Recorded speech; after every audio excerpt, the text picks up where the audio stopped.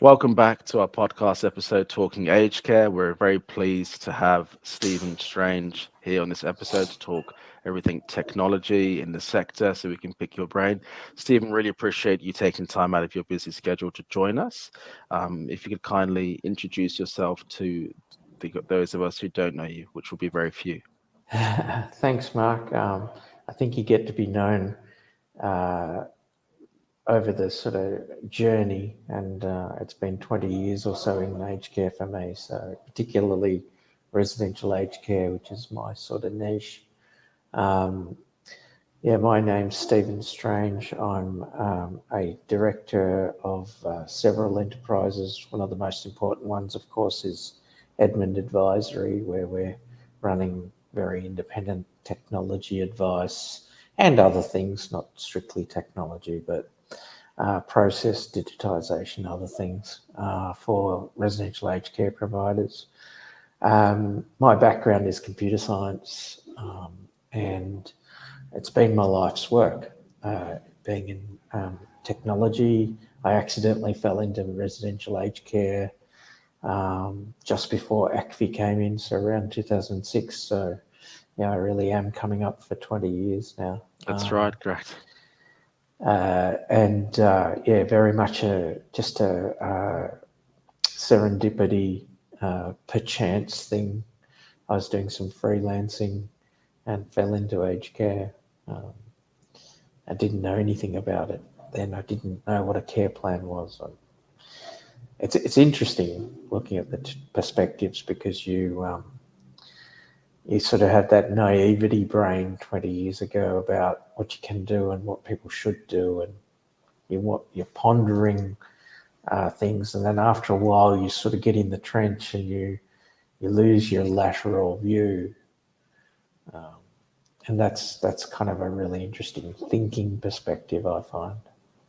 No, that's right. Because I mean, I can see that you had a very dynamic immersion into IT, and you had, roles ranging from, a programmer progressing through to director roles, and then ultimately the founder of, and I'll be a bit biased because I'm a registered psych nurse in the UK and I've been a facility manager here, but I've used eCase, the product, so a fantastic industry-leading product at the time for RAC. So how did I guess, that creation of eCase come about? Yeah, it's a quite a funny story. When I was freelancing and I was doing some work for a large operator, I realised that ACFI was replacing RCS at the time. And the smarter operators, of which the one I was working for uh, was doing a lot of preparation well before it actually became a legislated thing, or before it even had a go live date. And I met some people and I mentioned to them, I said, ACFI is far more complicated than RCS. People are going to need a tool for this. And so I kind of almost literally ran home and built the very first version of eCase, which was called ACFI Manager. And we went to a conference and people started buying it. In those days, if you mentioned ACFI, people in provider land pricked their ears up because it was such a major change in funding and how they went about their business. And it was also being, when you consider your care funding is about 70% of your revenue, it was a big deal. So as ANAC changes have been a big deal last year or the year before, Correct. ACFI was very big at the time. But I'd say a bigger change than ANAC has been. And so I went to a conference and people started buying the product. And then I had a bit of imposter syndrome. Just like I was waiting for someone to tap me on the shoulder and say, "What the hell are you doing here?" That's right. And yeah, it just went from there. And the rest is history. When we sold, we sold it to private equity in 2021. We had about 50,000 rack beds in Australia, about 20,000 in New Zealand. We had, so if you add those together, we're definitely the biggest Sorry, provider. I'll just Then, Yeah, I'll stop you there, Stephen. Sorry to stop your flow. Yeah, Just have to say that's a huge achievement in terms of a market share perspective. yeah, yeah, Yeah, that's yeah, well done. Obviously, that's a yeah. And it pretty was, notable feat to talk about. I guess one story for the grandkids. yeah, it was So sheer grind, but it was definitely a sort of a serendipity, perchance meeting with some people that kicked it off, including my business partner who was a nurse. She was pretty instrumental in the whole thing as well. I couldn't have done it without that clinical advice, and product advice. So it all kind of came together really well. We also had NDIS providers and under our purview, and some home care providers under our purview at the time. And we sold a very healthy business, so we all sleep well at night. The original investors did really well, so and I've been happy to reinvest in things I'm involved in now. So nice. I was going to it's ask been you. it's been a great journey.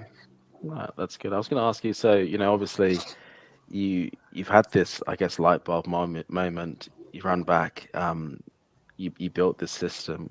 Now, when you attended the conferences and delegates were purchasing it, was there like a surreal moment when you went back to the hotel that night, or when you came home thinking, "Wow, I didn't think it would take off in that way"? Yeah, yeah. I mean, and also it was, as you say, a light bulb moment. I realised that you know at the time you got to travel in time backwards 20 years to things have improved now, but at the time most providers were on paper, like a lot anyway. Correct. And the incumbents in the technology space for carers and nurses were very rudimentary. They hadn't really delivered anything terribly useful. It was more an electronic version of business as usual. And we came up with a new paradigm for managing what needs to be done and all that sort of thing. Um, and yeah, I had the light bulb moment for me was what a rich vein of business it is, and what a rich vein of functionality that we could deliver. So we didn't deliver the product you might have bought in 2021. Excuse me. No, you're right. We didn't deliver the product you might have bought in 2021, in 2007. So it That's grew, right. it morphed into this, it started off life as a tool, and it morphed into this, enterprise solution that had medication management and, quality and all sorts, CRM and all sorts of things. And then morphed into other pillars like home care, RVs, Correct. disability, Correct. So the light bulb moment for me was how much functionality we could put into this. It was just a matter of time and funding to get that functionality into the product. Yeah, that's right. I think it's also testament to the fact that you are, um, in terms of your implementation, a real technology company. What I mean by that is, it's not just an out of the box product, which that's what it is, and you can't do anything. The fact that you're able to, there were multiple moving parts, and it was able to move with the needs of time clinically. And like you said, even for providers that have, ILUs or home care and the rack side, there's different aspects. I know that a lot of providers who use the system for their retirement living used it for billing, and very successfully, and obviously saved a lot of time, which obviously generates more capital in that respect. So that's what I'm impressed about. Like I look at other products, and again, this isn't a paid partnership, so I'm not trying to speak about other sort of products. But again, being an end user, as a facility manager and in quality in previous roles, we've used the people points, the autumn cares, the different products. But when you ask the staff what do they like to use, back then. So I'm speaking Yeah, obviously, past tense, but back then it was eCase, because at the time, what we were told is if there were, for example, things they've asked for and on the basis of recommendation, I'm not saying you're going to implement every recommendation on the basis of majority, but some things that were discussed 6 months ago were then implemented. yeah, So when they had commission visits, it made the life, especially for me and others, of a facility manager very easy when you have the entry meeting with the commission, which can be quite confronting for providers or new managers or junior care managers who are not sure, not necessarily sure of their stuff. Good data in, good data out, and having things in place. So I think, yeah, you sort of definitely left a legacy there in terms of the system that you created. And I think as time goes on, providers are ultimately trying to increase the amount of time they have and reduce this administrative burden. But I think, yeah, really keen to see your thoughts in terms of how providers can reduce their administrative burden with the increase in compliance. Yeah, just I think you tapped onto something really. Two things you said that are, I think, critical. One is aged care has a lot of moving parts, and so take your pick of which bit you want to look at, which bit you want to focus on. The other thing is that we had this, and I don't think we even had a name for it, a label for it, but we had this fail fast attitude. I used to get around to universities and other talks talking about innovation, the ability to think laterally and move really, really fast. It's a failure, I think, now of most of the products in the industry, is that they've got this staid, old, Hmm. waterfall approach to, yeah, that's a great piece of functionality, great idea. Come back in 18 months, it's insane.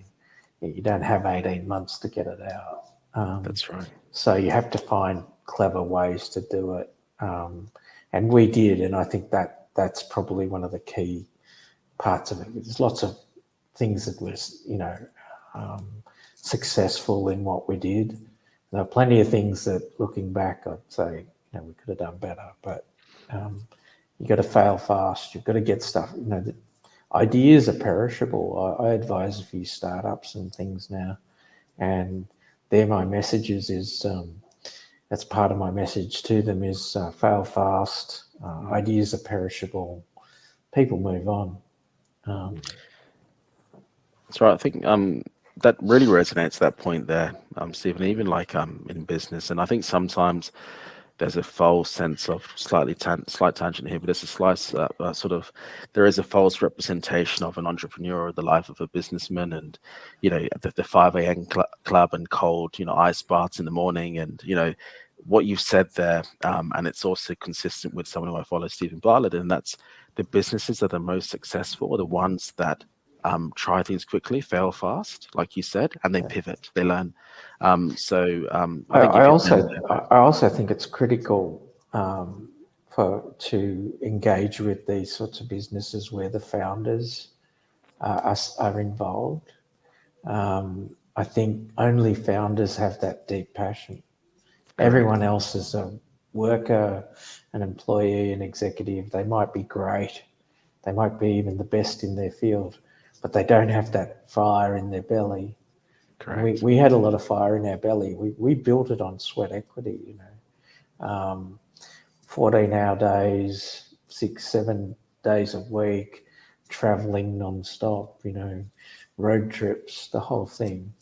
You've got to have that fire. So I think if I was buying a product today, I would make sure that founders are involved, because that keeps the functional fire burning.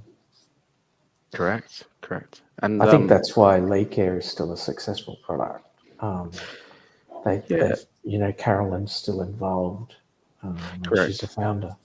Yeah, that's right. And also, they're not in terms of the versions as well, given the opportunity for the providers to renew them, it moves. So you don't feel like you're using a Nokia 3210 in the 21st Yeah, century. So yeah. I think that's also helpful. But I think the aspect with Leak and other sort of providers as well, if they have that the super user training, which I know is a kind of overused word, but it's important to have that, but also have the buy-in from staff who aren't that tech savvy. I guess that sort of leads to the next question: is what are your thoughts on in aged care with our workforce? It tends to be a more mature workforce that we do have. And what are your thoughts on addressing, I guess, that skill level with staff members who aren't necessarily that tech savvy? Well, it's not a bad segue to talk about it because we've just spoken about legacy and older products and that sort of thing. I think the paradigm absolutely has changed. Yes, especially RNs are an older workforce. Although that's changing too. I mean, I think Correct. that marker has moved to a younger group in the last 20 years. So I think when I started in RAC, the average age of a RAC RN was 55. I think Wow. that's lower now. Yes. However, I actually think that's a moot point. I don't think Hmm. it's relevant. If, and this is this whole thing about old products versus new products. And by the way, there's some new and powerful entrants into the application space in aged care. And wait, interview me in another year and we'll talk about them because they've got the right idea on some of this. And one of the points is that it's not about, you shouldn't even be considering usability anymore. You should be considering whether someone can pick up your product and just use it with the base skill set they have. I mean, you're an RN.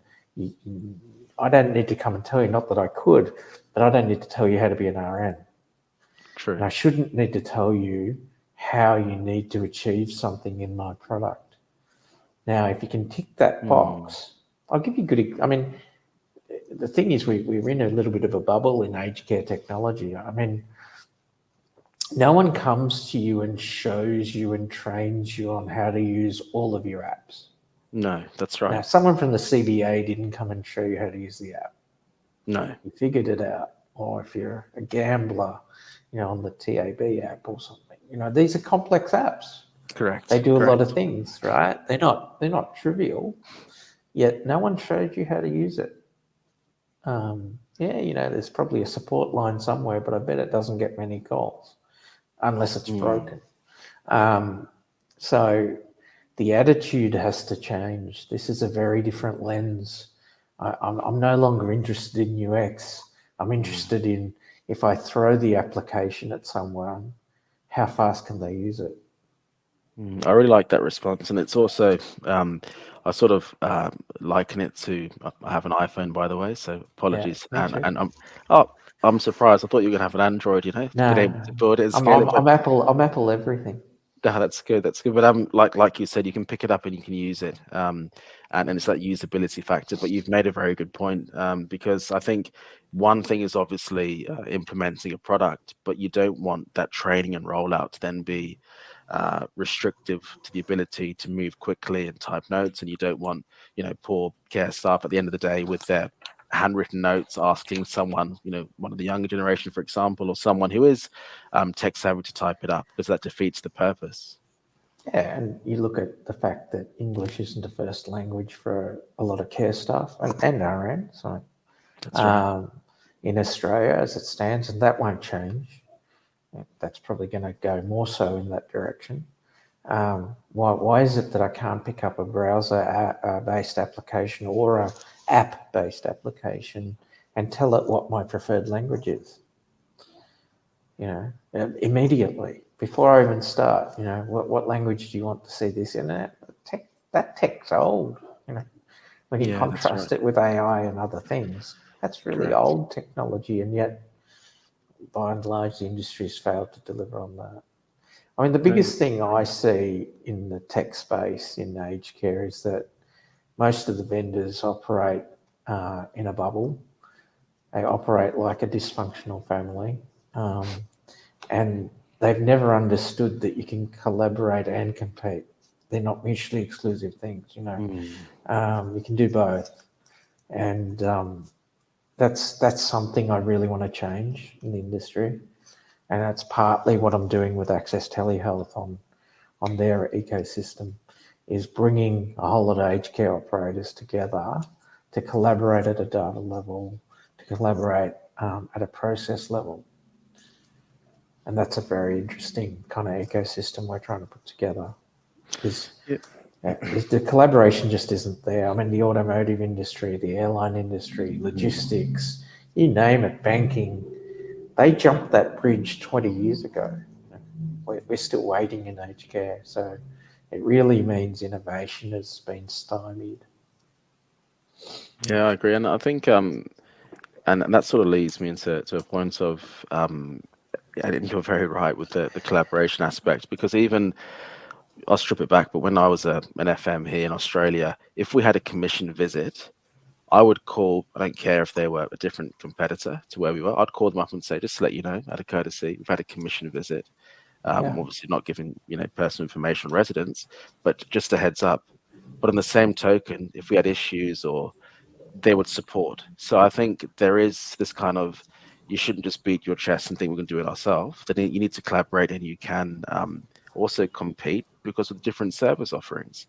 When Yeah. I was looking after a home, Stephen, in Rose Bay, eastern suburbs of Sydney, despite the area, the average house price being sort of 8 to 9 million, the highest RAD for our room was 700. Round the corner, there were RADs of 1.3 million, different service offering. Yeah. So you can still, and we were still full. Occupancy was good, so you can still, compete, but also collaborate as well. So I completely agree. But what would your sort of advice be for small standalone providers who sort of lack, I guess, that support structure and a digital strategy and transformation plan in this ever-changing landscape?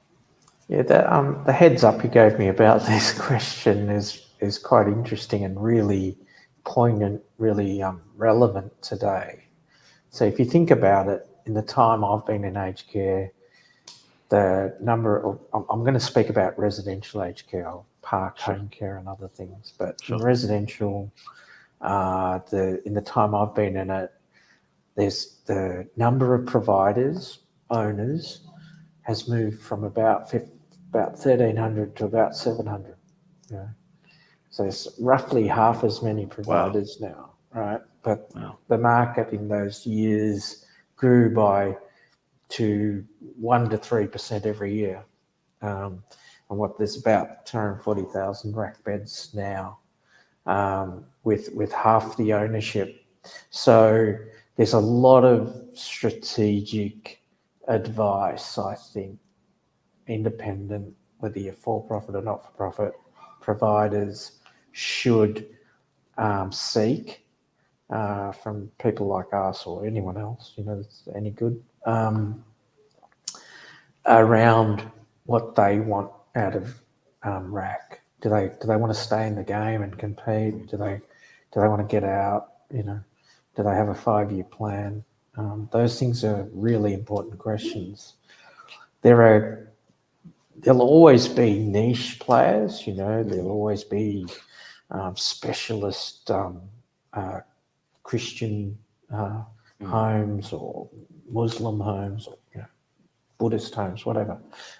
Those niches will exist, but that still doesn't spell 700 providers. Yeah, that's right. Yeah, so they need to decide, how it is that they can, if say, a ton of small independent providers, for profit, not for profit, decided they want to stay in for the long haul. I think it segues back to what we were saying before. They need to have collaboration. Like Correct. they need to have buying groups. They Correct. shouldn't go out and buy 10 different clinical systems, CMSs. They should buy one and do one deal. When I used to sell eCase, if you're a 10,000 bed provider, you didn't pay the same per bed No, as a 100-bed provider, right? no, That's correct. So just yeah, that's you're general almost saying commerce. that's right. Sorry, you're almost saying there should be like a guild or for like a head procurement that works Yeah, I for don't the want to whole. use the Yeah, word guild, but no, no, that's right. Correct. Yeah, that's right. I but understand. like a buying group, A buying group, yes, because there was and a something and called the a HQ Guild. collaborative group. Mm. What's wrong with sharing staff? Yeah, correct. What's wrong with sharing quality audit ideas? What's wrong with Mm. sharing data? As long as you're not breaching any privacy rules or whatever, which you Correct. probably wouldn't anyway. That's right. Um, that I think, like if you have 100 bedders get together, suddenly, that's an interesting size. That's 2,000 beds, and realistically, it probably not 20, it might be 100, so it could be a powerful group. The other thing is, and this isn't my idea, but I saw it the other day and I was very impressed, and they're doing it in the UK, where not-for-profits are actually sharing ownership Yeah, I've with the seen that. staff. Yeah. Yeah, I think that's clever. And I So, think that could be an interesting way to survive. I mean, not every small independent wants to survive. They might want to sell, get out. But if you want to stay the long term, I think you need a lot more collaboration. And so I think the smaller guys need more innovation than the bigger guys. yeah, no, thanks, Tim. I think, look, at the end of the day, the whole purpose of this podcast was to, yes, talk about the positive aspects of aged care, but we don't just want to talk about all the great points. It's important to talk about challenging points with obviously views to solutions, like you've mentioned, because at the end of the day, and you've made a really good point there are standalone providers, and sometimes these providers have a benevolent nature, even with their admissions policy. So I remember looking after a home, and coming the next day, there's a new admission, and I said, "Oh, who approved that?" And to cut a long story short, the commerce didn't work out in terms of being financially, yeah, commercially viable in terms of whether ACFI was assessed. And I'm not just saying that's a predetermining factor and that we're Yeah. just going to take, high back in the days of ACFI, but it didn't really make sense. But it was all because of that whole small knit community. They've lived down the road, everyone knows them, and it didn't sort of work well. So I think providers who don't have that understanding of what they want to do, and I'm not saying that you can't be benevolent or have a certain amount of beds, available for concessional residents, for example, there needs to be an understanding. And you just made a point there of when you speak to those smaller providers, and often, in terms of what we do with recruitment, they struggle for staff. They're the ones who struggle, obviously, for workforce and for staff. Um, and these poor providers, because they struggle to get, for example, registered nurses in the middle of rural New South Wales, unless they live in the area, they end up getting agency staff, which is another issue in terms of cost. And I guess the question I wanted to ask you is, and it's a big one, and I know it's not going to, happen now, but it's a question which I'd like to ask almost as if we were 5 years in the future and you had this chance to ask this question. But on the subject, I guess, on robotics and where it comes to those rural providers specifically who have workforce issues, do you ever think that machines will replace human intervention? I could probably write a paper on this. It's a big answer. Gets back to lots of moving parts. Um, I think, I addressed some of the things that I think um, ensure that innovation is stymied in residential in particular. That one of the other items that stymies it is legislative support. I mean, I think 200 minutes is a really bad idea. I So think do it I. was, yeah. I mean, and because you've been an FM, you're an RN, and every RN I speak to says the same thing, Should be right? based on acuity. Yeah. Yeah, So, correct. yeah. That in some cases, mandating minutes to people is ridiculous, and in other cases, it works out. But you shouldn't mandate it. I think it's ill-conceived, poorly implemented, poorly thought through, and government's pedaling on it now, and it's just become really messy. Um, it's like a Clayton's rule. There's a Yeah, rule without correct. consequences. Um, I think if I know it gets the moving parts, right? It gets into politics and things, but I actually said this at a conference I spoke at last year. Um, with things like 200 minutes, it's obvious that robotics and things can't help you if you're mandating human time. Correct. Correct. So there's no legislative support for innovation here, right? No. Um, but that's not to say that robotics can't do other things like handle meal trays, cleaning, things that don't count, in minutes. Pan Uh, rooms, that sort of thing, infection control. yeah, Yeah. you know. Those sort of things. Yeah. But Waste management. I've always had a healthy dose of cynicism around and being skeptical about it, because it's not the technology. Everybody wants to talk about the technology because that's the glamorous part. But the Yeah, that's right. reality is, someone has to pay for robotics, right? There's an asset cost, there's an infrastructure cost. And there's only really three places money can come from, really. The resident or the family or the government. Um, and if that or the provider, sorry, so resident, family, the provider, and the government. That's a triangle of funding, and someone has to give something for that to happen. And if you believe everything you read, margins are tight. Correct. Margins, of course, are a direct reflection of occupancy. It's like a hotel. If occupancy is strong, you do all right. If occupancy is Correct. weak, you don't do so well because your overheads don't really change. That's right. It's uncomplicated commerce in that space. It is. The biggest Uh, cost is labor. The biggest cost for any rack is labor. Yeah. as it is in a hotel. Still Correct. got people cleaning rooms and doing other things. So it's not that different. But it'd be nice to have legislation help and not hinder the progress of innovation. Very, very Um, yeah. diplomatically said. Yeah, that's right.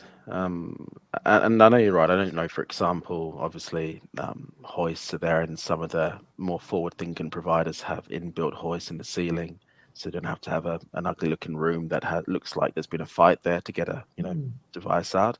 But I think in terms of I've seen certain things, and I'm sure you've heard of Paro and the different products. But I mean, what are your thoughts? I mean, look, when it comes down to when I was, back in the trenches, and we had a animal policy, and the residents loved it. Bringing in dogs and things, they really loved it.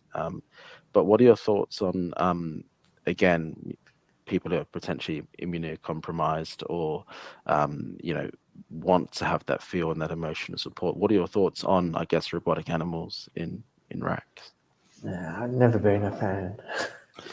Yeah, Um, yeah, I honestly, I think that that the real benefits will come from reduced labour, but right mm, now there's impediments to that.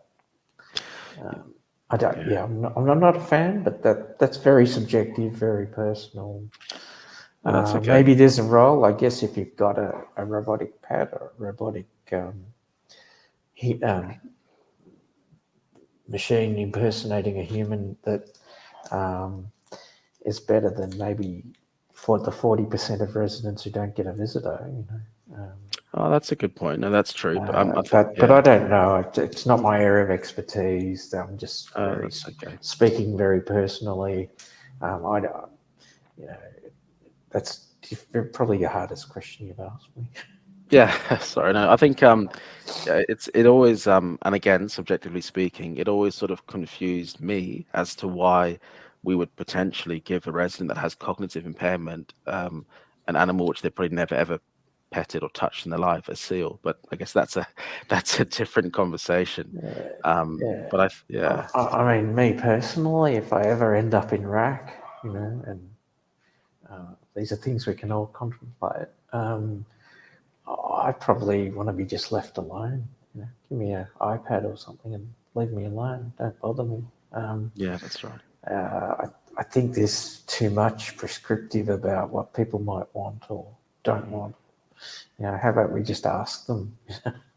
But you know what though, like and it wasn't something that had as a question, but it leads nicely and it flows. But I remember a facility where this resident wanted to be in their room, and you had the psychogeriatrician, and you had the families, prescribing what they want for their mother, and Yeah, it was really good because we had a case conference, and I told son, I said respectfully, I said, look, mum doesn't like to be outside. She doesn't like bingo, never played yeah, it, doesn't no, want to listen to music, just likes to knit in her room and watch the world go by. People do yeah. their things. And we were in this meeting, this case conference, and she got up and pulled her son by the ear and said, "You were always stubborn when you were younger, and you haven't changed. Let me be." And that was that. But The irony. yeah, correct. So I Uh, think yeah, everyone knows what they want from themselves, and yes, people might lack um, that cognitive functioning, but ultimately we have to be understanding of what their needs are, and those needs on a Monday might not be the same as the next day or and so if I on. want So to eat pizza, let me. Like correct. Correct. And it comes down to, that's another good point there, but in terms of dignity of risk, we had residents in the home and they were assessed by a speech sheet to say, no, they need to have minced moist food. And one of my residents said to me, Mark, would you eat this? And I said, not really. And he goes, well, what do I have to sign so I can eat normal food?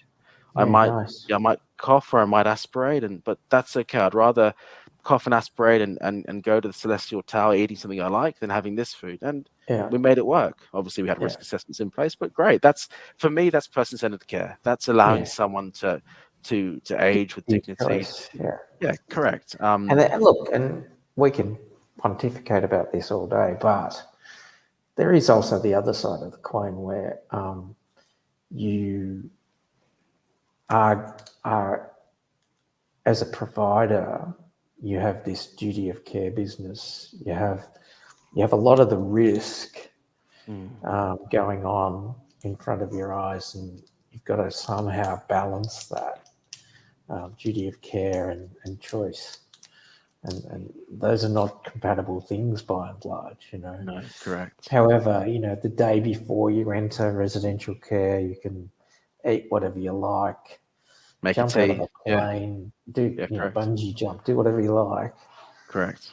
put sugar in your tea, Yeah, and the next day when you're actually a resident in Iraq, everything's an assessment. mm. This is my thing about URNs. You love assessments. I think you are right, Stephen. It can't be ignored that unfortunately providers are risk adverse, and that's not them Yeah, deliberately wanting to de-skill people, but it's the balance of, do you want to be, phone calls from relatives? Do you want people to burn themselves? But it's also a case of, I'm not sure your thoughts are. It's a bit ironic. You can't really provide person-centered care to a 100-bedded home. If 100 people wanted to wake up at different times, have a wash, or you, absolutely. You you can't. You can't. can't even really promote what's legislated if you're trying Correct. to Correct. operate I a agree. operate a rack with 100 Mm, people. Because if you read the legislation and subordinate documents, yes. everybody gets pharmacy of choice, for example. So Correct. That's imagine what if you 100 residents in a metro setting where it's quite possible. In rural, it's less of a problem because there's usually only like one pharmacy. But if you look at metro and you've got 100 residents and they're going to 25 different pharmacies, imagine the burden that provides you with. So choice is a complex thing. Yeah, I agree. You know, I'd like to see us deinstitutionalise over time. I think they are. The models are wrong. They are very institutionalised. Toileting times, showering times. That's a bit more prison-like than it is a home. But we want to call them homes, right? But Yeah, look, that's it's difficult. I don't think that doesn't sound that sounds very negative, but it's difficult because of all the moving parts. It's staying correct. financially viable. I can remember, I think it was someone from Wesley Mission or someone once said, there's no mission without margin. Mm, And you've got to make some money, you've got to have some retained earnings, you've got to have economies of scale, you've got to keep people safe. It's complicated. We want to have choice and we want them to be real homes. I get, my mum just passed away this year and she was in a sorry good to hear. home. Yeah, no, it's all good. She had what we call a good death in aged care.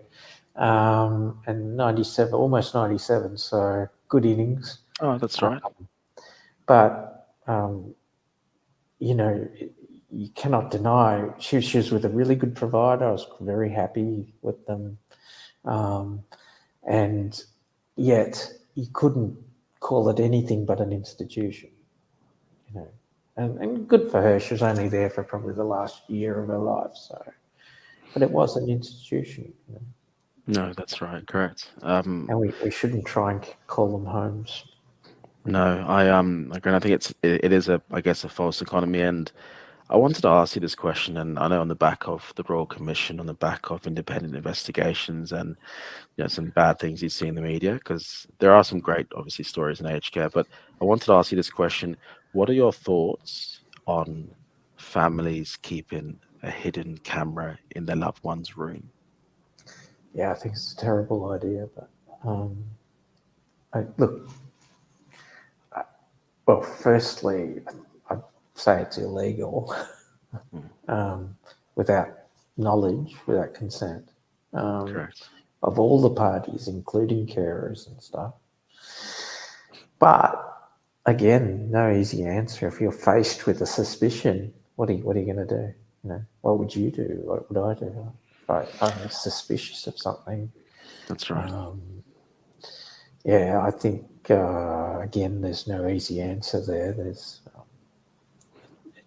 Well, it's probably legal, so you have to make that choice. No, it is. There's providers that make you sign, obviously, a waiver that you're not going to put in a camera in the room, and I guess this came post the RC recommendations, and I guess a few things uh, you know, on I different think media there's platforms. probably, if you're really diligent as family members, I think there's probably better ways to handle a suspicion than Well, using a yeah, camera. true. Proactively, yeah. Yeah, I mean, you confront the managers, the owners, whip your mum or dad out. You know, Mm, find a better provider. There's plenty of really good ones. correct. Yeah, there's And some that are fantastic, actually. yeah, that's right. And it comes down to, I guess, like we talked about the funding model. When I looked after homes, there were some self-funded retirees, and they would have a 24-hour carer. There'd be different shifts, sometimes, two or three. And there would be literally one-to-one. So obviously they got a much higher level of care in addition to the staff as well. But it really comes down to, unfortunately, the average stay in Iraq is 2.5 years, with the most common discharge reason being fatality. So Yeah. you want to maximize that time. So I think you're right. But and again, not being negative, but I think it's important to know that even though they're called homes, they are, by virtue of the continence times, the meal times, and that approach, it is very institutionalized. But let's hoping, depending on funding and a lot of things, can change. But I wanted to ask you in terms of, and there's always a need to get better, right? I think as human beings, we have this, I believe that we want to get better, we want to be better, and that comes down to even technology. But how would you, I guess, sort of see the need to balance the need for innovation and progress in technology with understanding the concerns of privacy and security? Um, do you mean in terms of being custodians or having stewardship of people's data? Is that what you mean? Yeah, correct. And I mean, like, even for example, the fact that, families want to be kept up to date. So they want to know mum had a good day, not just, mum had a fall and she's in hospital. And that kind Yeah. of, communication between registered nurses, the care staff, the home, and family members. How do you balance that sort of need of innovation with the concerns in privacy and, yeah, custodians of data, keeping it safe? Well, I think the innovation is not an issue, and I wouldn't even call it innovation. It's data logistics, isn't it? Data moving Correct. around. Um, we're grappling with some of that at the moment. I'm on the board of Access Telehealth, which is a very successful business that does a lot of physical GP visits. It's not just telehealth. In fact, telehealth's more on the specialist side of things. We've got about 300 staff. And we're grappling with that at the moment and making sure we design technology that meets all the legislative requirements around it. But there's nothing technologically difficult, and the legislation's fairly clear. Uh, I think what isn't is in that grey area in between somewhere, where the softer science has to play a role, and that is, do you really want, if you have empathy, if you put yourself in the shoes of a resident, do you really want your son or daughter knowing about your UTI, or Mm. do you really want to know, your son or daughter have all the data every time a GP visits? Do you want Yeah, it's your privacy and dignity. son or Correct. daughter to Yeah. know that you are fraternising with another resident? All those Yeah, that's very right. personal things. And you Yes. can only really answer that from a personal perspective. I know that I wouldn't. I have two Yes. sons. I don't want them to know all that stuff That's right. about me. I'd rather that was just between me and my healthcare professional, or whatever. No, that's it. You could I, answer I, it right. I think the Yeah. soft science stuff is much more difficult to traverse than Mm. the technology. We're already, we've built some really amazing stuff at Access Telehealth over the last few years, and the technology bridges, we've already traversed that. It's the soft science stuff that we need to really consider. No, that's right. And I think you've made a good point there in terms of that sort of oversharing of information, right? Like in a normal time when there's any issues, you would talk to your immediate family, but you don't want certain things, like you said, your kids knowing about, and there's a personal. There are things that you'd like to keep within. So I think you've made a point there. I think nowadays, traditionally speaking, families when they see a phone call from the provider, they usually have that fear factor thinking, what's happened? Has there been a fall? Has there been an incident? So I think there could be a way of doing things whereby they toggle on, or had a good day, dad's had a good day, participates in this, or but then equally, I don't know. I think nowadays everything is built towards speed, and when I say speed and people's time, I still believe the rarest commodity in the world is time. But it comes down to, instead of someone coming in and saying hello to mum and dad for 5 minutes or picking up the phone, it's easy to get an update, had their food, had a good day, and then you have that reassurance and remove the guilt that you can sleep at night. So I agree with what you're saying. In terms of aged care providers now, and I know again that's very blanket because you're talking about the sector, but do you think there are specific aged care providers that don't have the necessary cybersecurity in place? I think, well, it's a very good question, and it's timely with all the big hacks that we've heard and read about, like Medisecure is a big one, Medibank Private, Optus, the high-profile ones, but there's lots that you don't read about in the newspaper that affect tens of thousands of people. So it's a big deal right now. Um, I'd like to take a different. So we do a lot of consulting in this space, and certainly happy to chat to anyone who wants to have a chat about it. But I take a non-technological view of it in a lot of ways. I mean, there's the pen testing, there's the Yes. the protective stuff that you can do. There's lots of good products around that, and then there's penetration testing, all that, and all those technical things need to be done and handled, and we can advise on that. But the the forgotten lens, I think, is that it's about commerce and process. Mm. So if you're a provider and you're worried about your position in this space, think about your insurance policies and what's underpinning the obligation, rights and obligations under those things, which is commerce really. And then think very strongly, if you need to get a consultant to do this, I would recommend a consultant, even if you have in-house capability. It's better to have someone independent do it.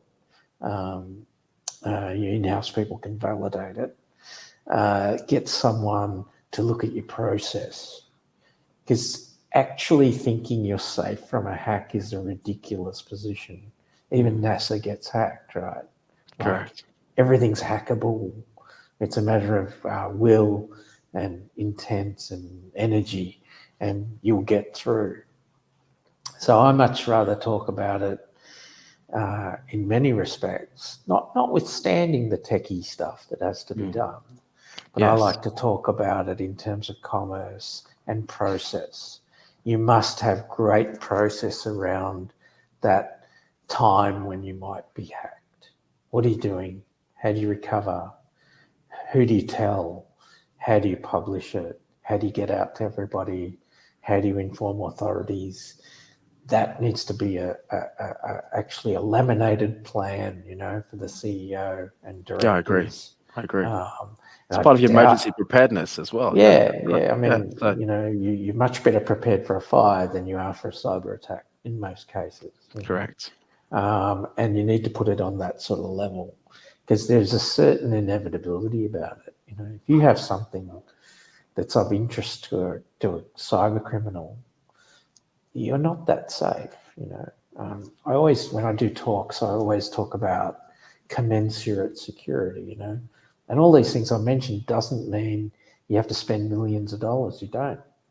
Like, I live in a suburb where I don't need to put iron bars on my windows and doors. I have insurance and I lock the door and that's it.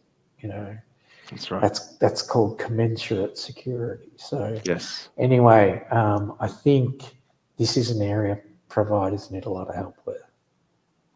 No, thanks, Stephen. I think, and again, and I'm not playing sort of the big guys against the smaller standalone providers, but obviously the bigger companies have their, chief risk officers and chief information officers, and they have, for example, those layers to be able to potentially resources to do things. But I like your understanding of having someone external, and that's not to cut someone's grass, but being able to have that neutral perspective to look into. And like you said, it can be validated by their in-house teams, but just making sure that you miss something. Because is it fair to say, and you just mentioned it there, if somebody wants to hack into a system, they can. I mean, you just mentioned obviously NASA and things, and I guess it's just making it. There's quite a few layers, but making it more difficult, and I guess in a way having more bars and electric fences, and having, I guess, yeah, sort of Emotion. deterrence.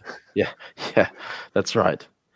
Would it be? Um, yeah, look, I think providers, big and small, big or small, medium sized, the whole spectrum, they are ultra focused. This is my anecdotal perspective, but I visit hundreds of facilities, and lots of providers, so it's probably a bit better than anecdotal, but they're so ultra focused on quality and the quality agency and those things, and they're important things because you could get shut down, I guess. That you talked about a chief risk officer. I don't often see cyber on the risk matrix. Like, Wow. so there's really almost an ignorance or ignoring of it. Yeah.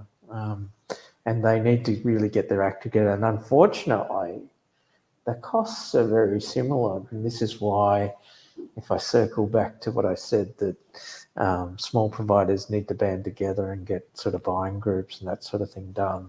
They need to be part of the same network, etc.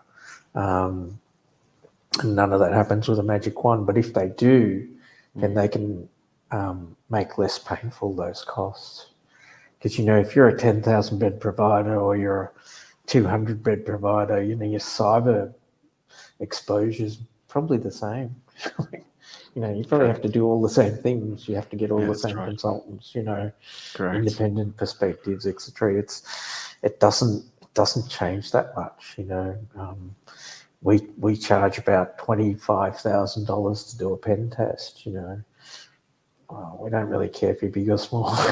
Yeah, that's right. Correct. I shouldn't say it like that. It sounds No, a no, bit, no, no. But I understand. No, but no, it but I is what understand it what you're is. saying. That's right. It's. But again, getting back to the buying powers, I think in order for and that sort of one of the most startling, I guess, points that we discussed was the fact that when you first started back in the sector, and there was 1,300 providers versus 700 today. During your time, I guess, in your experience with the providers you've liaised with, that's pretty confronting. And then obviously you've seen the last 5 years the smaller players being acquired by the bigger guys, and the standalone providers sort of falling to the wayside. So I think, um, yeah, having that buying power in place is important on a bigger scale, and even with admissions and occupancy, whilst appreciating security of tenure. I think, yeah, it can definitely assist. There's a really interesting perspective on it. Stuart Brown and University of Technology Sydney do a lot of work in this space on costs of running racks. And interestingly, the overheads per bed increase with the bigger groups. They don't decrease, so they don't really achieve economies of scale. Oh Just wow. fascinating, Yeah. like Wow. it's counterintuitive. Yeah. Correct. So yeah, so I think the smaller providers have an opportunity, I think, to be viable and stay small. Yeah, that's right. Correct. And I think as well, there's statistics that 70% of the providers are operating in the red, and those that are operating in the black potentially haven't factored in depreciation.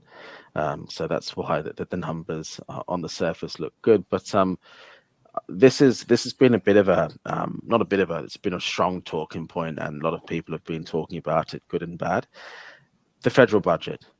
Um, your thoughts, Stephen, behind the numbers, and it's a two-part question, but your thoughts behind the numbers, and will it actually improve aged care providers? If I'm an aged care provider now, a business. Yeah, I think the budget was really positive. I think, if you go back, what's happened with Annex really positive. Yeah, I'm bullish about all of that stuff. I think the greatest impediment to the numbers, the money making a difference, is staff. I'm on the board of a rural operator. You can't get staff. No, that's right. It, it's it's difficult. I think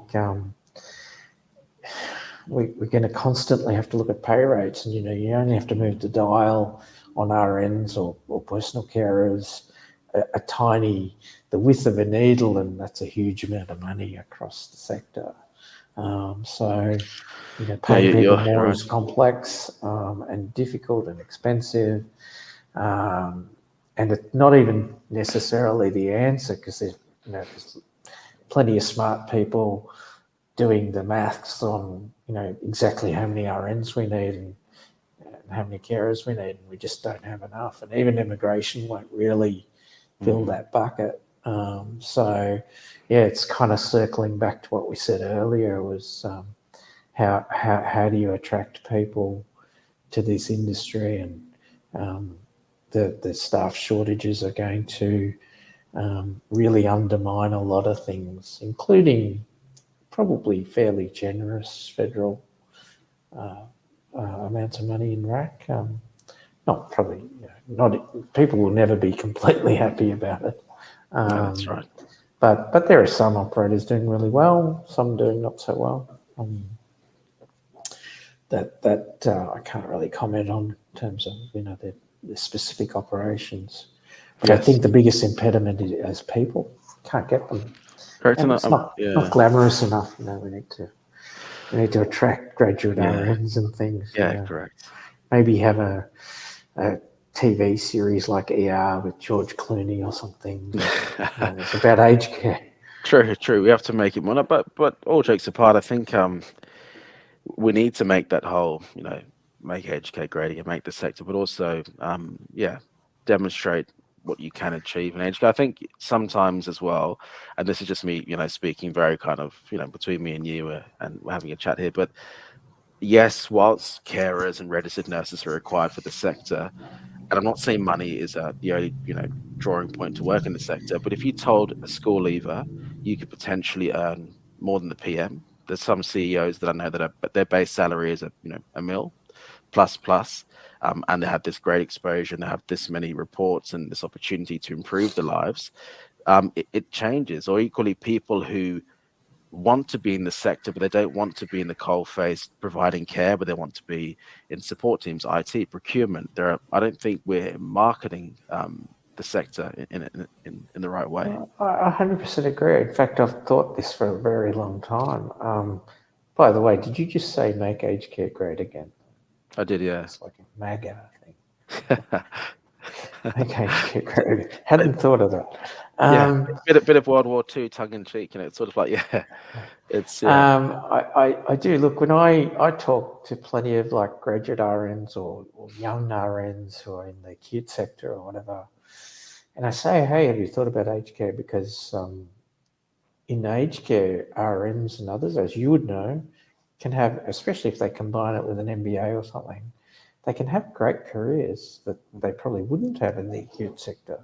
correct. Um, and there's not as much of a ceiling for them, and it is a female-dominated profession. That's right. Correct. Or you're an exception to the rule. Yeah, Um, that's right. I'd love to see RNs, young RNs, getting into aged care. I think we were a bit flippant about George Clooney and stuff, but I think there is a real angle on that, in that to promote it in a very positive way.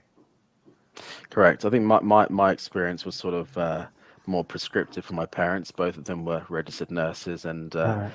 my father said to me, "If you want to look after the portfolio of homes that we have in the UK, you have to study nursing." And at first, I said, "No, I'm not doing that. I'll go and do law, study law." Yeah, So he goes, "Well, yeah. if you want to be part of the family business, that's what you had to do." And I didn't look back since. I love every part of it. But I think no, you're right. I think, the 20 years that you've been in the sector, and you obviously seen a lot of things and had conversations, very, inspirational and pivotal moments in your career.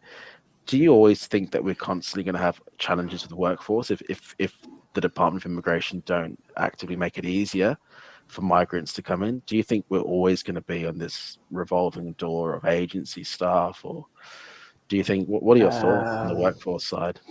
I think the current outlook says that that's a revolving door. A, a tug of war between immigration and capacity. But, and this is very theoretical without too much science to back it up, but I actually think, and the forward estimates, I think, in the last budget or the one before, actually reduced bed growth. And that's consistent with what I'm about to say, and that is that I think RAC will become smaller. Hmm. I think that as people, as baby boomers come through, I'm a baby boomer, as we come through, um, RAC will be subacute and palliative. And average length of stay used to be over 3 years. Now they're just over 2 years. Average length of stay could come down to 10 weeks, right? Yeah, Some, wow. over time. If that Um, model change, correct, on the basis of what you said, yeah. yeah, so if you're coming in with a greater number of comorbidities, you're Mm. coming in at a higher level of acuity and staying a shorter amount of time, what don't you need? You don't need beds. No, You don't need bed growth. So yeah, no, my prediction um, is that RAC will become smaller and more acute sector like. And that's not a bad thing, if people, and then the consequence of that is people staying in their communities longer. Um, you talk about intergenerational and stuff like that. Well, intergenerational is really staying in your community to begin with, isn't it? correct. Um, downsizing into ILUs and all of that sort of thing, I think will grow. Um, but yeah, I think RAC will become a smaller business. Yeah, that's right. I think you made a good point there. Do you think that given on the back of what you said that the ILUs, the retirement villages, will have aging in place, and that will be sort of the way forward?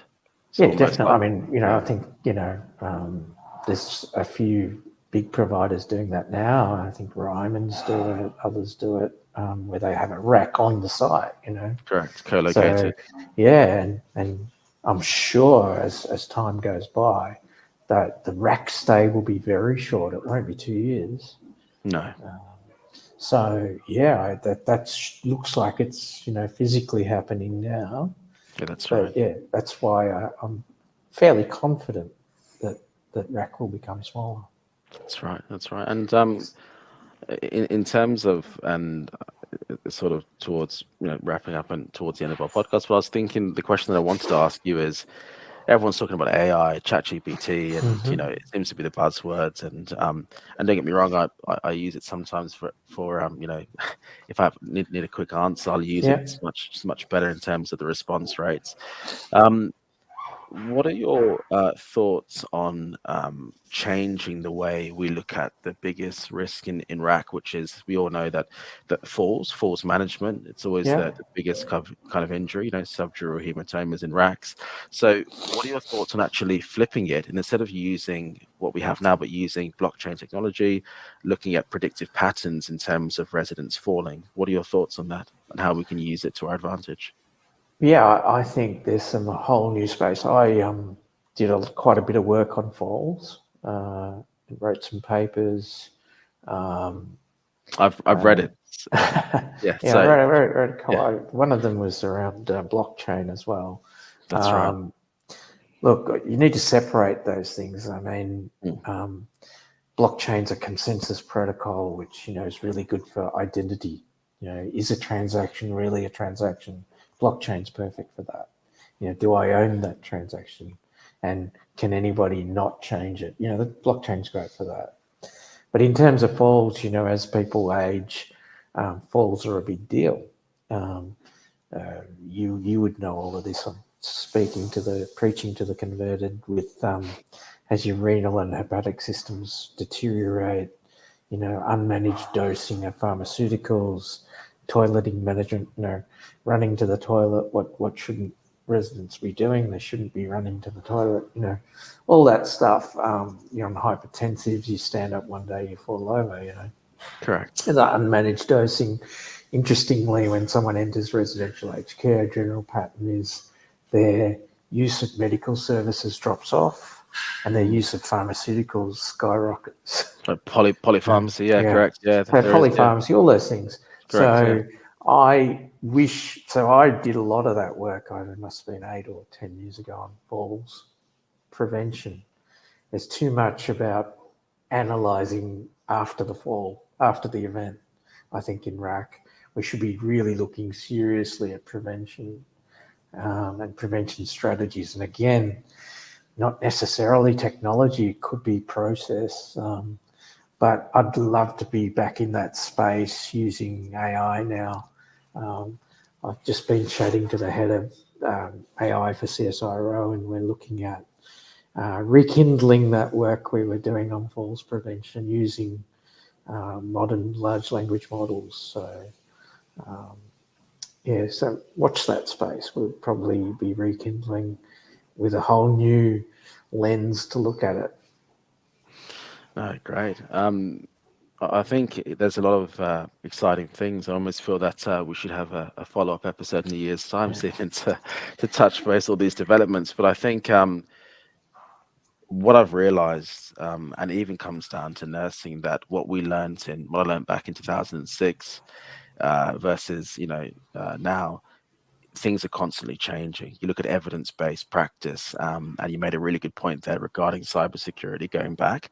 And for example, organizations that think they're immune to it are just ignorant at a very high level.